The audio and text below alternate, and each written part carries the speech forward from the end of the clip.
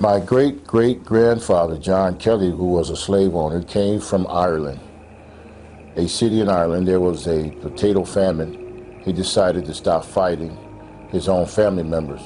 He went down to the Caribbean, and a place at that time was called Hispaniola. Hispaniola was one country, but today half of it's Dominican Republic, the other half is Haiti. He settled there in Hispaniola, the Haitian side, and he got a plantation, and he bought some slaves. Slavery was real big at that time. And one of those slaves was named Pinky. Pinky was my great-great-great-grandmother, which, believe it or not, was, I guess, from his siring, or, you know, came from him. His family became sick. His crops started to fail because there was a curse placed on him by some of the Haitian slaves. Then he decided to go into Texas. He moved into Texas, took some of the slaves with him, and when he got to Dallas, Texas, he had about 4 or 5 slaves left: Cupid, Senior, Pinky, and a few other slaves. And from there is where my father was born in 1917. My father married my mother in 1946 or so and moved to the New York area, and that's where I was born. My father didn't want any more children. At that time, there was about 6 or 7 other brothers and sisters were born before me. He told my mother he didn't want any more. So my mother said, well, I'm pregnant now, I'm not going to get rid of my child. He said, yes, you are. He said, I already got it set up to take you to a back alley abortion clinic not far from a famous university there on the East Coast. And when my mother resisted having this abortion, he commenced to beating her and kicking her in the stomach and hitting her, trying to force the baby to come out or be stillborn. And so when that didn't work, he dragged her through the house and threw her in the car and took her down to where the abortionist was, and they were already waiting for her. They put her on the table, put her feet up in the stirrups, went inside of her with all kinds of weapons of destruction. And then they also was using types of pills and different things like that, making my mother swallow them, to try to destroy me from inside her stomach and through her womb area. And they worked on her for 2 or 3 hours, my mother said. And my mother, she actually felt like there was some hands inside of her blocking me from being destroyed. And when my father and the abortionist saw that they could not reach me, and they could not pull out any parts of my body, was trying to pull me out piece by piece, and they seen that they couldn't find me, they decided, they said, well, there's no way that she can either not be pregnant, or if she is, we're just going to leave the baby because it's too much trouble. We'll kill her in the process. And my father didn't want to kill her. He was just trying to get rid of another baby. And God saw to it that he spared my life. And from that, I'm here today. I was 4 years old when I started using drugs. My brothers were shooting heroin. When I asked them, I said, well, let me have some of that. And they said, oh, no, you can't have that. You're nothing but a child. You ain't old enough yet. And I heard a voice. It says, you don't have to listen to them. Don't worry about it. I'll show you how to get high. He said, go in the kitchen and pull the chair up to the stove and turn it on and take what I tell you in there, and I'll show you how to huff. You know, and that's the first time I ever got into huffing, was at 4 years old. And he showed me what things to use, and like a professional, I was doing that, getting high every day at 4 years old. And it just went from there. I was 4 years old, and I got into other stuff and start smoking weed and different things like that by the time I was 6 years old.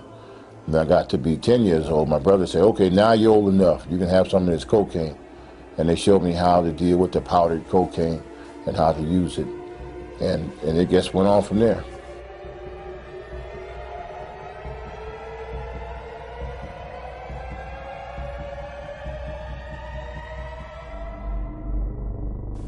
As Curtis grew older, he also realized his family was involved in voodoo, a type of witchcraft from Haiti. He also met a voodoo priestess who casted spells for love, money, and power, but for a price. The Haitian voodoo priestess, actually, she was a priestess from Haiti who lived in Brooklyn. See, everybody has a territory in witchcraft. It's just like drug dealers got a territory. Well, witches and voodoo people, they don't overlap a lot of times. They have they say there's enough customers for everybody to go around. So she worked under my dad. She would act like she was a church evangelist. She would call meetings at our house, and she would have women that come who have lost their husband, not so much lost him because of death, lost him because he left her.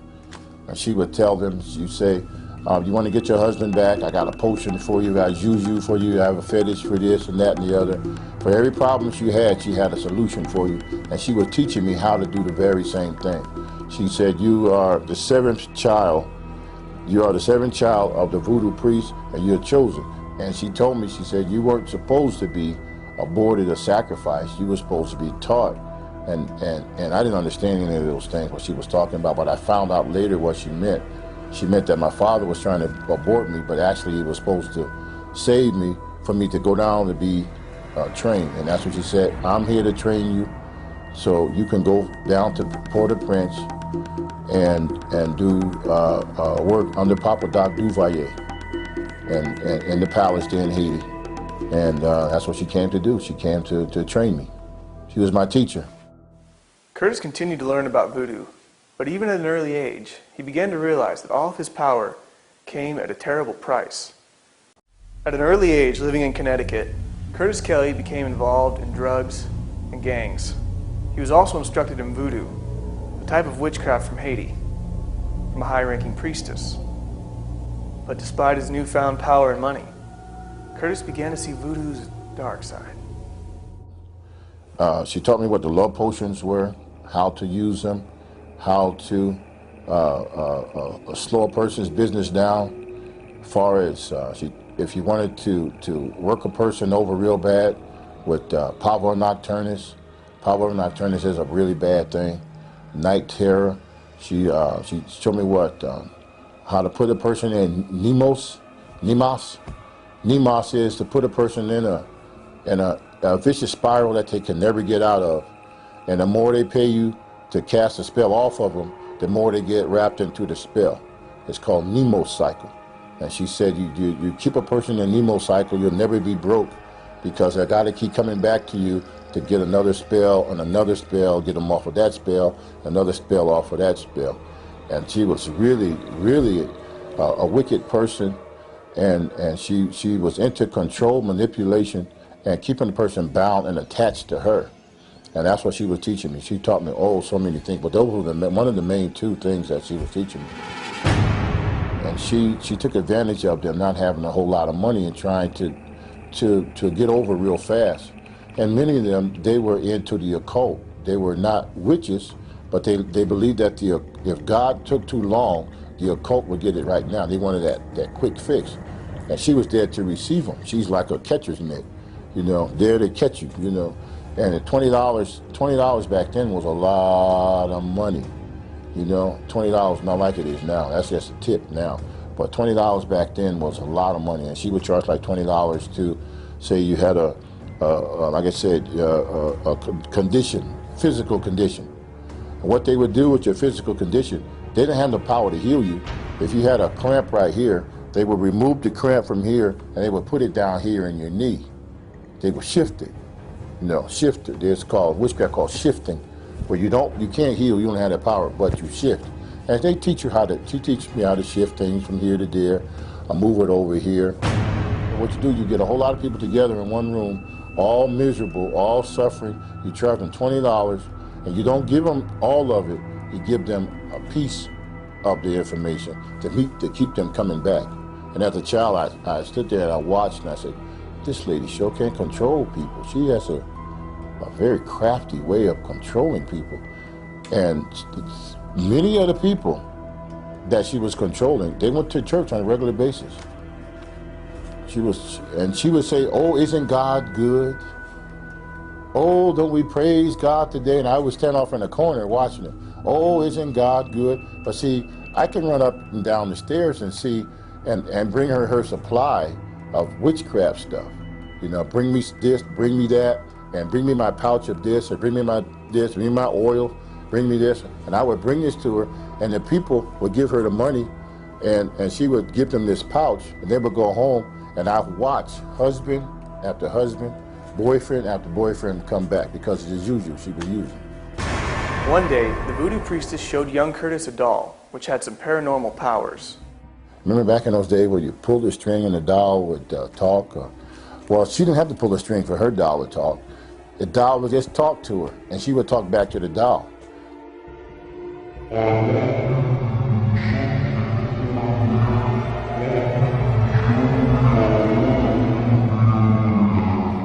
And I was standing there in amazement. I said, how can a doll have how can you communicate with it, with an object that's not even human? But what it was, through this doll, the entity was housed, and it could talk.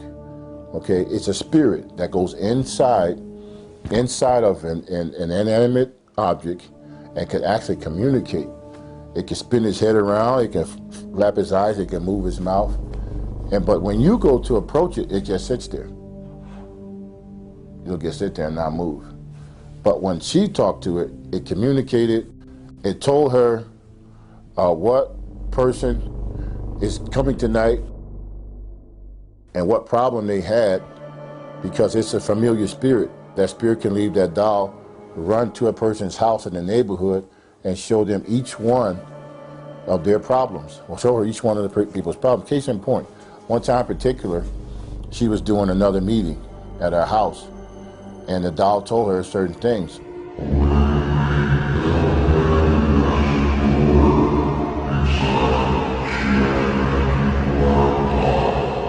And so at the meeting, I was there with her, and she says,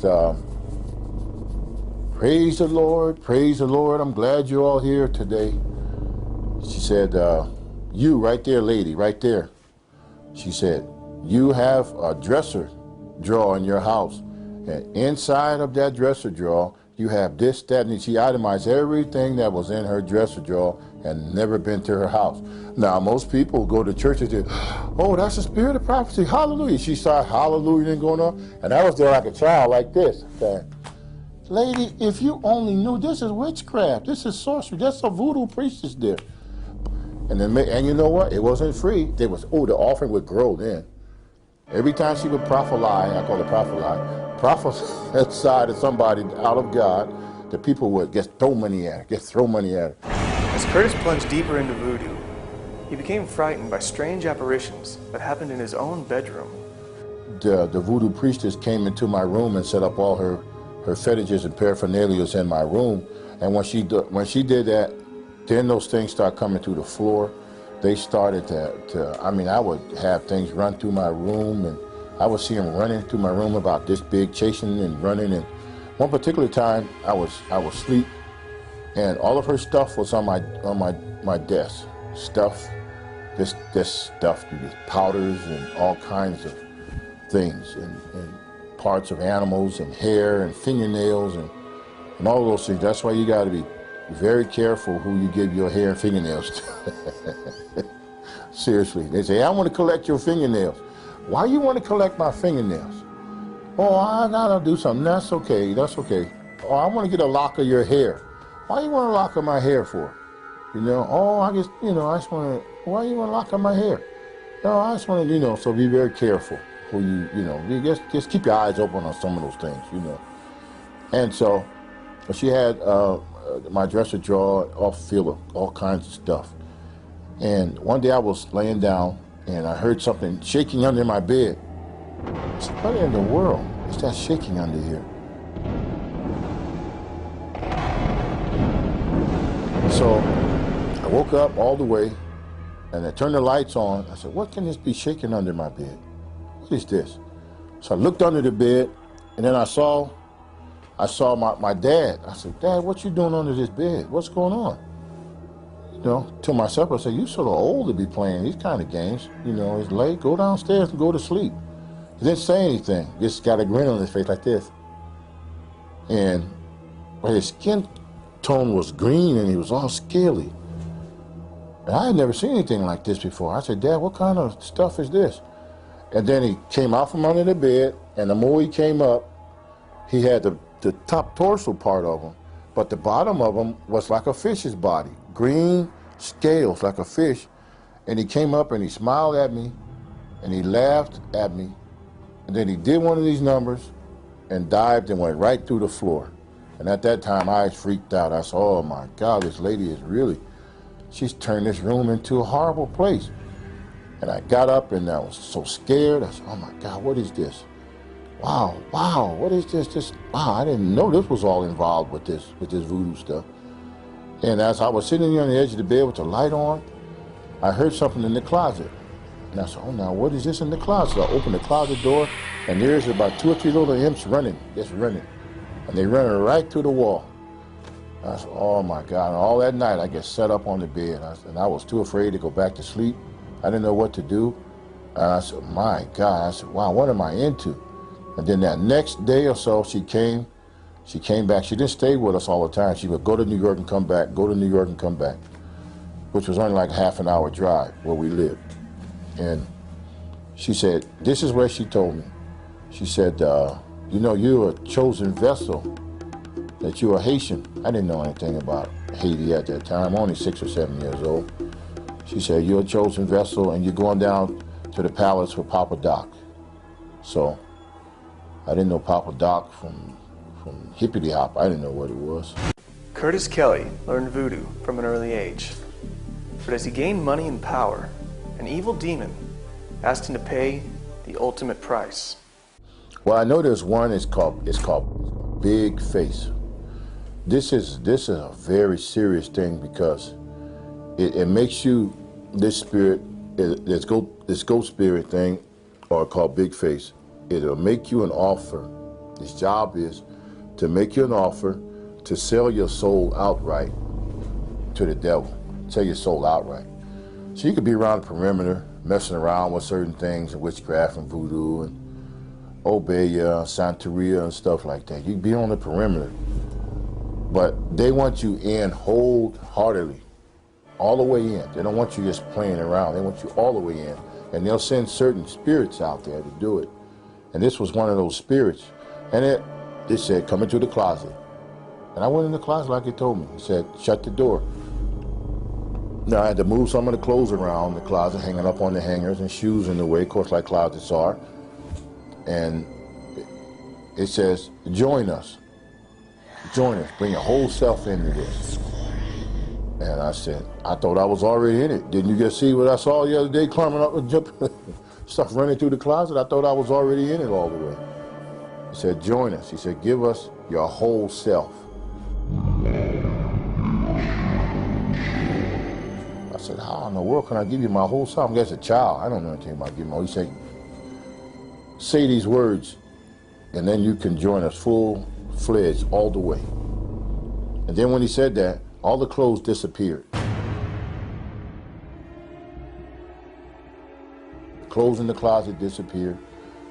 The shirts disappeared. The shoes, everything disappeared. In this closet became like I was standing out in space with the stars. There was no floor.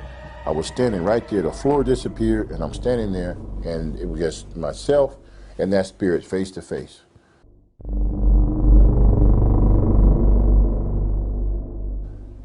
He said, if you give yourself totally, he will give you power. You'll have money. You'll have all the girls in the neighborhood plus. You'll have so much power that the politicians will respect you. The government will respect you. And you'll be able to go through walls. You'll be able to go into the bank and grab all the money you want and come right back to the wall. All you have to do is say yes. Give yourself to us totally. That God, that thing you heard of God, he's no good. He can't help you anyway. If he could have, he would have stopped us a long time ago. So that's showing you, you give yourself to us and we'll take care of you. And I stood there face to face with that thing, and it seemed like I heard another voice, a teeny tiny little voice, about the size of an ant almost. It said, don't do it. Don't do it. Don't do it. Don't say yes. Don't do it. And I didn't know who that voice was. I had never heard it before. But it said, don't do it. Don't do it. Don't do it. And that big face thing, that big spirit with that big ugly face, it was trying to show me, it showed me a vision of money and power and all of these different things, but that little voice said, don't do it. Don't do it. Then I said, no, I started doing like this. No, thank you. I'm gonna stay right like I am. I'm not coming headlong into this like you talking about. And he started screaming, why? Come do it. We'll give you everything you want. And I said, no. When I said no, the floor came back, the clothes in the closet came back. I opened that closet door, and I said, my God, what is going on here? And I never listened to that thing again. Because what it does, if you say yes, you sign a 10-year contract, or you sign a 20-year contract and agreement with them, it'd be like most people that you see that's getting involved with it. The 10th year, they come get you. The 20th year, they come get you. They kill you right on that 20th year. And it happens. I can name some people I know of that did what that thing invited me to do. They got the richest fast, they got famous on television, they became famous rock stars, they became famous actors and actresses, and after that 10-year contract, or that 20 years, they died right in that same month, day, and week, and second that they signed off. I was in some very, very evil stuff, but I was too deep into it at that point to get out. Curtis Kelly, as a young boy growing up in the New York area, became entangled in a web of voodoo. He was trained by a voodoo priestess and told he would be taken to meet the president of Haiti for additional training. But he realized the voodoo woman was robbing his neighbors by selling them false cures for their illnesses. He was tormented by demons at night who appeared to him in many forms. Finally, one particular demon offered him power, money, and women if he would be willing to give himself completely to these evil forces. He said no, but the battle was far from over. Okay, the waster spirit. The waster spirit is exactly what it is. It's a spirit that's job is to make you waste away a little bit at a time every day. Its job is to cause a lot of fear. To fear of being in a house by yourself, fear of turning the lights off, fear of flying on an airplane, fear that different things are going to happen to you, fear that you're going to go broke. It torments you constantly. Like one famous actress said, the reason why she works so hard because she's afraid of going broke, and she's tormented with that idea. So if you're tormented in public, you're tormented in private. It won't just attack you outside. It starts in your house. They love to hang out in closets and under beds, and their main target a lot of times is children.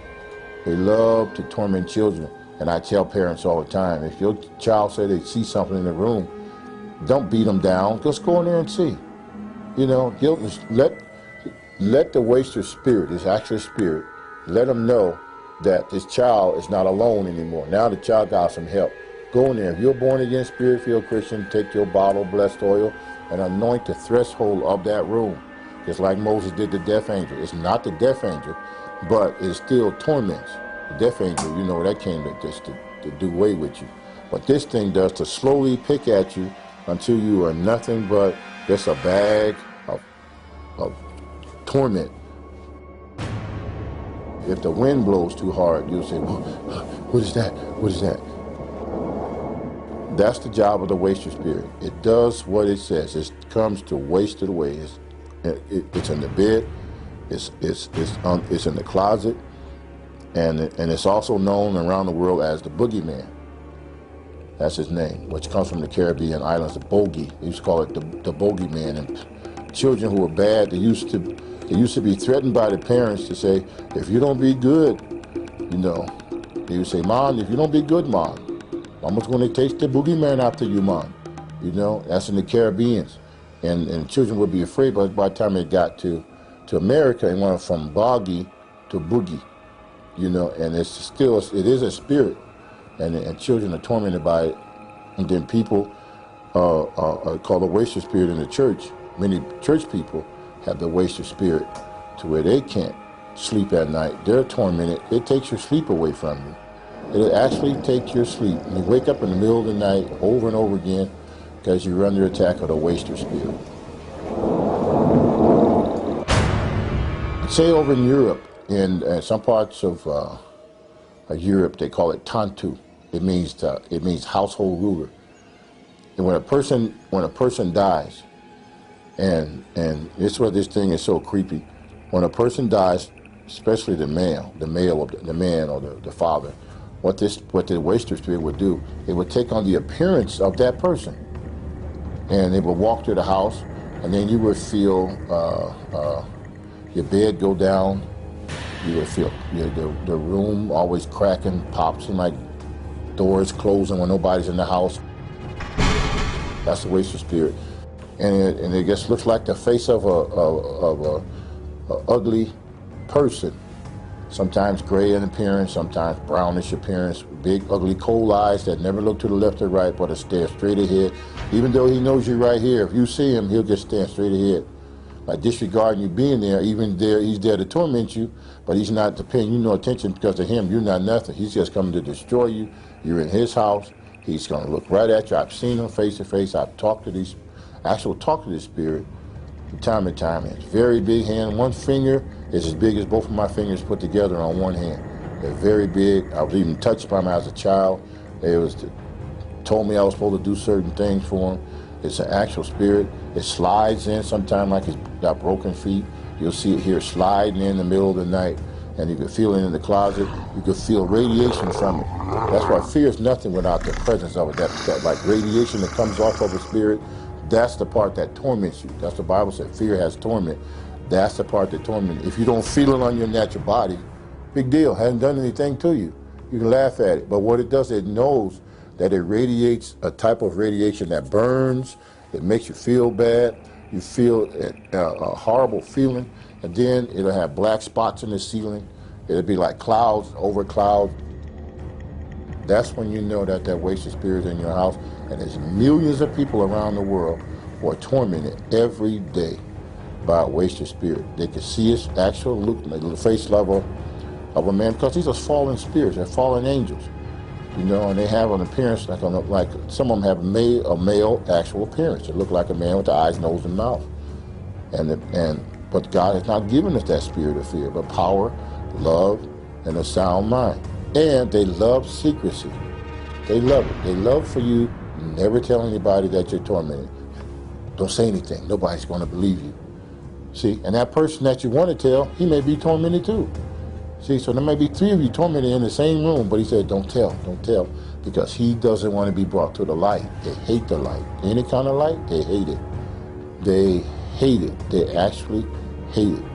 And that's why they don't want you to turn on any lights up as far as knowledge of people knowing that they exist, or the house light. They don't want it. Curtis Kelly used voodoo to his advantage, but was also attacked by the same demons which gave him money and power.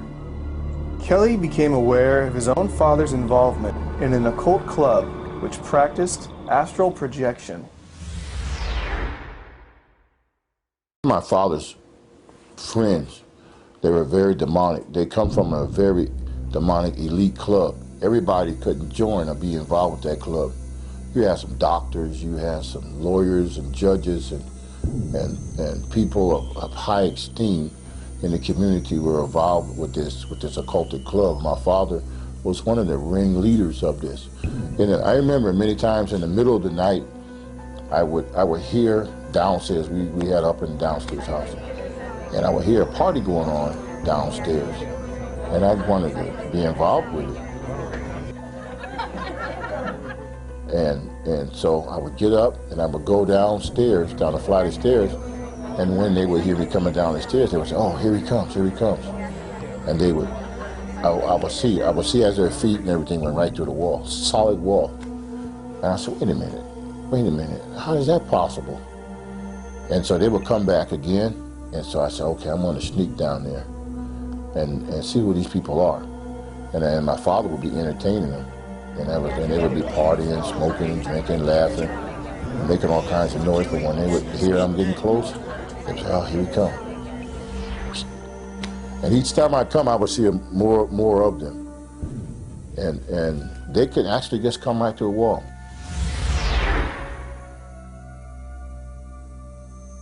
They can astral project, come right to a wall. It was no problem to them. Now, be it in their physical body or spiritual form, I'm not quite sure, but I know they can do it. And there's many people out there that can still do that. To the demonic realm. That's what those people were.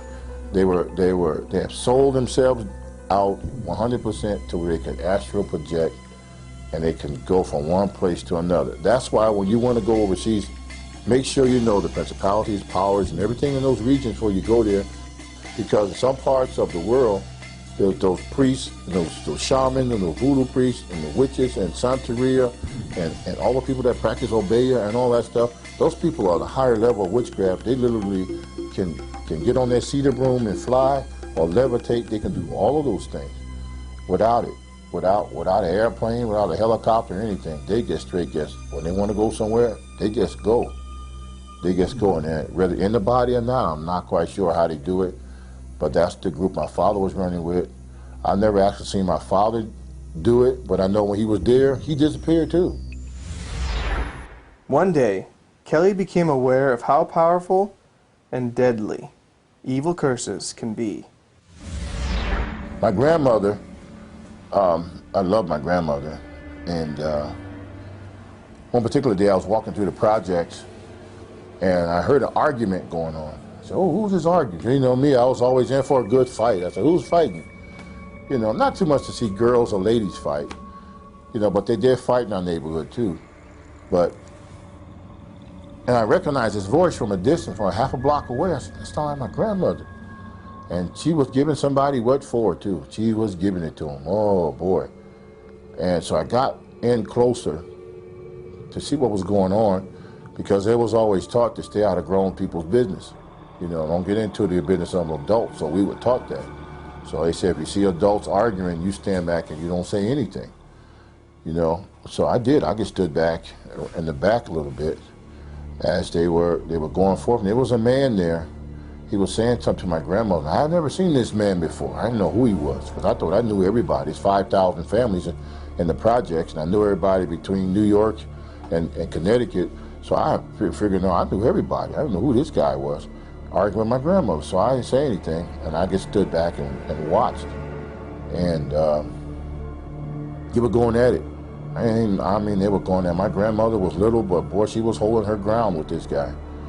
And then she said something. She did her fingers a certain way, and she said, I'm gonna curse you. And she did one of these numbers, and she threw her hand, and she said some words that I'm never gonna say those words, but she said those words, and that man fell over backwards. Bang, he fell over, hit the concrete real hard. And I looked at that, wow. I called her Mama. I said, Mama, I didn't know you had that kind of power. I want that too, you know? And so I said those words that she said. I stood there in the background, way over there, about 10, 15, 20 feet away. She didn't know I was there. And I said those same words she said, and I saw something start spinning, like a tornado started spinning, just like this. And it started spinning faster and faster, and I looked there, and it came like this, and right inside of me. And I said, oh my God, what did I do?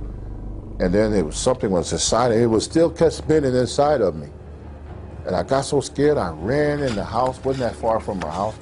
I ran in the house, and I saw my brothers and sisters and everybody there, and I was trying to explain to them what was going on. And said something, I kept saying, something's in me, something in me.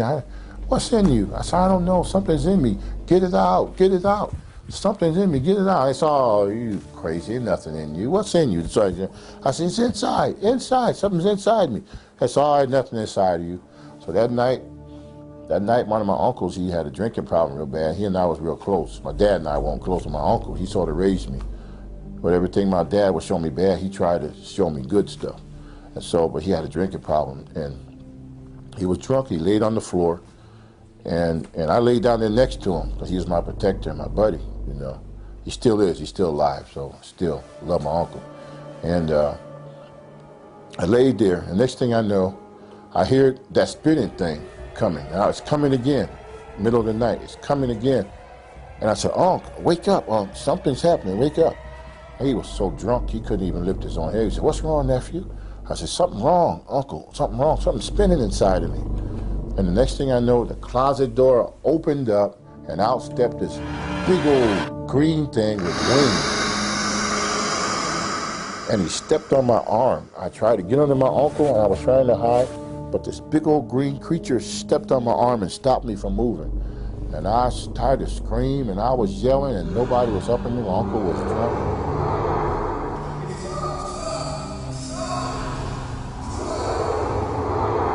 That started a whole new thing from those words my grandmother was doing, putting the curse. When the Bible says bless and curse not, because when you curse, you be cursed at the same time. A lot of people don't know that. It's better not to curse and forgive than to try to repay cursing for cursing, because when you curse, it comes right back on you automatically, because what you've done, you open the door.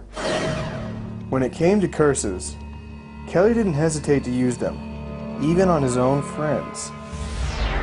The Davis brothers went to a revival meeting, and we were friends, and I didn't like the idea that they went to church, because after all I'd been through, the church was an enemy.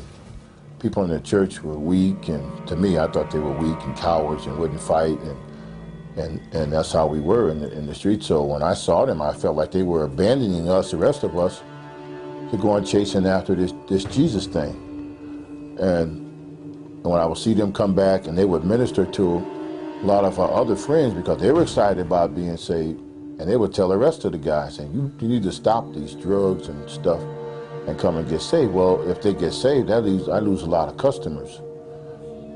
I said, I'm gonna send some curses after them, some spirits to curse them, to stop them, slow them down. And so these little spirits, I called them up. They came up out of the ground, and I told them, I said, I'm sending you over here, and I want you to go over there and stop these guys. A warning, I'm giving them a warning. I want you to terrorize them, torment them, night and day, 24 hours a day, till they come back out here in the streets with us. So I sent this little one about so big. He went over there, and he came back, and he says, I can't do nothing to them, they're protected. And I told that spirit, I said, what did I tell you to do? I told you to go destroy them. He went out again.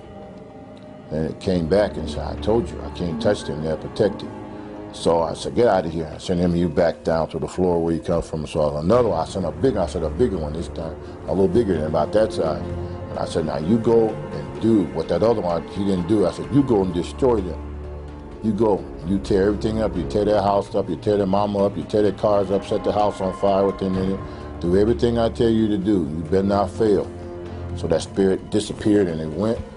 Then I waited for a few days, and that spirit came back with a sad look on his face, and I said, did you do what I told you to do? He said, I can't touch them. Just like that other one told you, we can't touch them, they're protected. And I got mad at him, I brushed him off. Then I astral projected out of my body, left my body at one place, then I went into another place. And when I got there, I found exactly what it was, like a snap of a finger. And when I got there, there was 2 8-foot-tall angels with a flaming sword. They looked like they had been working out in the gym. They was tough. And I stood around the back of a telephone pole and I peeked out at them. I said, man, I see why them little imps couldn't do nothing. Wow. Then I went back into myself. And, man, these guys, wow. They got some serious power, man. My God, they got some power behind them. Kelly decided he now wanted some of that same protection from the angels he had seen on the occultic dark side. Because of his involvement in voodoo, Curtis Kelly was tormented by demons throughout his whole life, but he left his occult lifestyle. But he leaves us with a sober warning of the consequences of dabbling in the occult. Let me show you what form. If a person gets into, say, seances, a Ouija board, stuff like that, or pentagrams on the floor, and candles, and all those kinds of things, or blood sacrifice, sacrificing a cat or animal, you have opened yourself up for possession, or a poltergeist, and all of his cousins are going to come in there, and they are going to give that house a fit. It will be horrible, okay?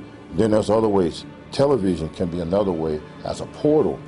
They can come in. If a person watches pornography all the time, watches pornography, that spirit, okay, that porn ain't spirit, like in the Greek and the French, will come in. It would literally march through that porthole, and it will set up, and it will sit, and it will wait, and it will sit, and it will wait, and it brings sickness. It would bring all kinds of diseases. It would bring all kinds of stuff in there just because that television was the vehicle to be used to come in. And that's just one way. Then there's all kinds of anger. Anger. If a person, let's say if a man is in the house, always angry, no matter what the wife does, that man gonna be angry, angry, angry. It's like she pull her hair out the roots, and he's still angry. She can do cartwheels. She can cook a feast. She can do every second he's angry. What's happening?